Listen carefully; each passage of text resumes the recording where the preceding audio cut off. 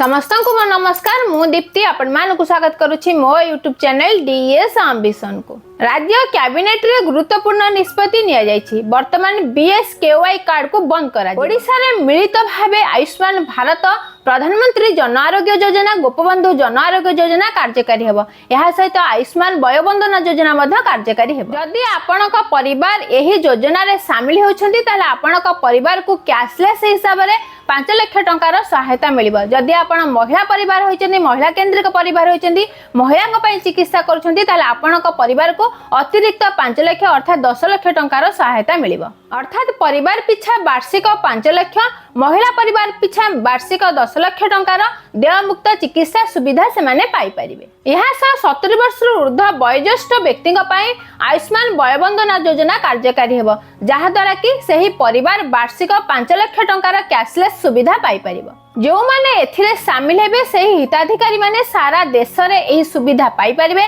29,000 घरोई hospital रे एही सुविधा मिली। तो निश्चित भाबे यह राज्य सरकार एक स्वागतयोग्य पदक्षेप अटे। तो जो हिताधिकारी माने एथिरु बाद पड़ी छंती तो आपण माने निश्चित भाबे एही योजना रे शामिल होतु, जहा द्वारा कि आपण मानकर वार्षिक जहा भी मेडिकल खर्च होची ताहा आपण माने पाई परिबे। एही परि आगको नुआ नुआ अपडेट जानिबा लागि निश्चित भाबे आम चैनल डीएस एम्बिशन से जोड़ी होई रहंतु। समस्त को मो तरफ आम चैनल तरफ बहुत बहुत धन्यवाद।